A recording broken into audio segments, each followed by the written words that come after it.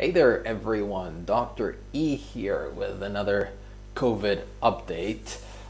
Happy Monday. Today's Monday, March the 30th. And I think the world is starting to take it seriously. I think that this whole COVID outbreak has gone from something that was happening the other side of the world to something that was coming here to something that is now real and it's actually happening.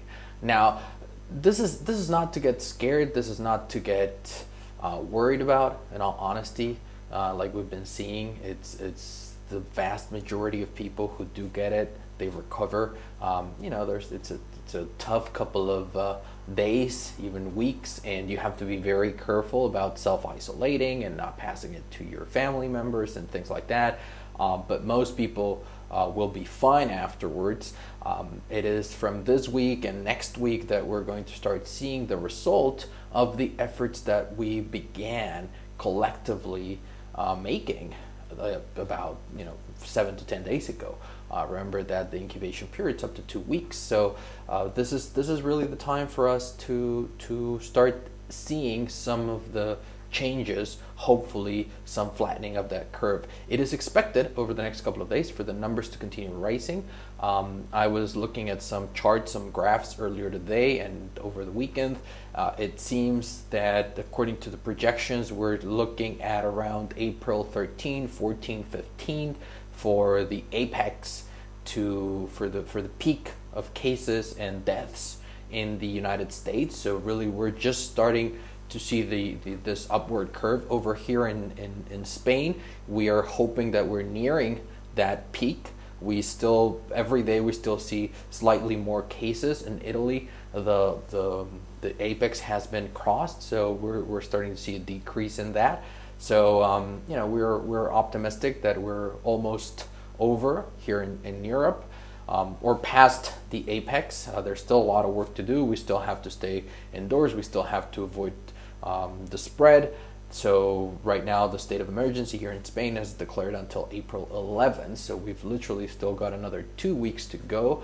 But what I'm trying to say is, in the United States and in Mexico, as a matter of fact, finally over the weekend they noticed this and they issued a nationwide stay inside order that is going to last for an entire month. Hopefully that was not too late, and we'll be able to mitigate this and to slow down the spread.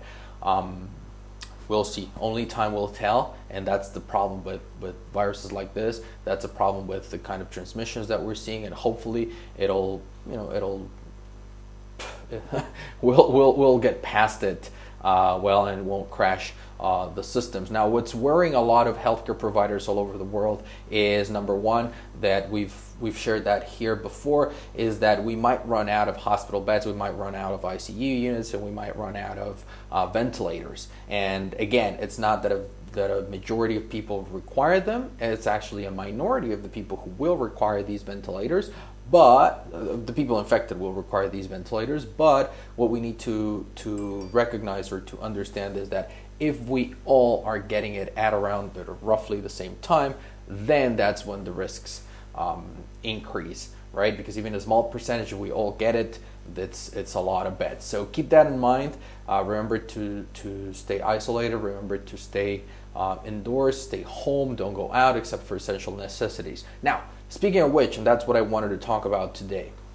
Number one, if for whatever reason, before this whole thing started, or during this whole thing, you started collecting, I don't want to say hoarding, but let's say that you started collecting some of these personal protective equipment, please donate it to your local hospital. Hospitals are running out of these supplies alarmingly fast. Some of them are completely out of these supplies, this protective equipment. Doctors, nurses, even the rest of the staff at the hospital, the cleaning people, all of them, they are having to wear the same protective equipment throughout their entire shift, so 10, 12 hours straight that they're wearing these, and these are supposed to be disposable, right? So keep that in mind. Please collaborate. cooperate. If you have any of these, just donate them. If you have any personal protective equipment because you do gardening, because you do construction, because you do any of these activities, donate those. They're pretty useful right now. And second, a lot of us, after a week, after 10 days, after 2 weeks of being at home, especially if we have a large-ish family or a hungry family or a lot of teenagers at home, we might start running out of groceries. So what is the procedure to go out and get them? And this is something that I've been following here for the last 3 weeks that we've been home. And whenever I go outside, I make sure to wear clothes that I can just come in and throw straight into the wash. Try to avoid anything that is dry cleaning or that cannot be washed at home. All those things, try to not wear them.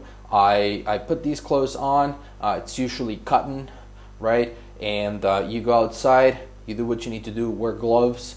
You don't necessarily need to wear a mask unless you yourself are afraid that you might be carrying the virus, then yes, of course. But wearing a regular mask does not protect you from what you're breathing if the virus is out there.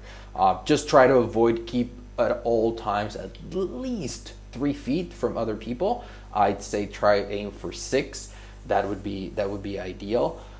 If you need to cross paths with someone, do what we're taught, all of us who went to medical school, and if you ever been in an OR, what you're taught to always give your back to the other person. So if they're coming this way, you just give your back to them, and that way you're not necessarily breathing into each other's face. Try not to touch things that you're not going to get. So whatever you're going to get, just grab it and put it. If you have bags, what I have, we carry them here because they're pretty good. We have our tote bags from Trader Joe's, and those are washable. So those are perfect for this kind of things. We carry those, we put everything in there. Once I get home, I have a spray, just a regular spray bottle with, we filled it up with alcohol. So you spray every single package. And it doesn't matter what it's made of, you just spray every single package. Obviously you're not going to spray fresh food, so produce and all those things you put directly into the wash. Keep this in mind though, if you wash your fruits and vegetables right away as you get home, they are not going to last as long as they normally last.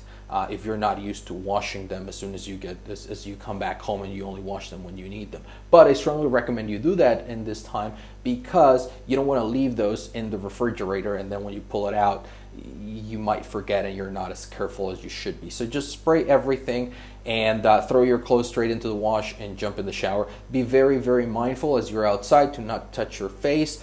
Another thing that I see a lot of people forget, we wear gloves, and then when you're out and about, you pull out your cell phone to check something, and you're using it, and you're using the same hand with your gloves, touching your cell phone, you stick it back in your pocket, you do whatever you need to do, you never touch your face, you come home, you take off your gloves, you wash your hands, you throw your clothes in the washer, but you forget about your phone that you've been touching with those dirty gloves all around. So you can also spray your phone with, if it's pure alcohol, just spray. You can also spray your phone, or you can just get some of those alcohol swabs. So remember to do that as well. I think that's pretty much it for right now. If you have any other questions, remember to leave them below wherever you're watching this video. And stay strong, stay safe.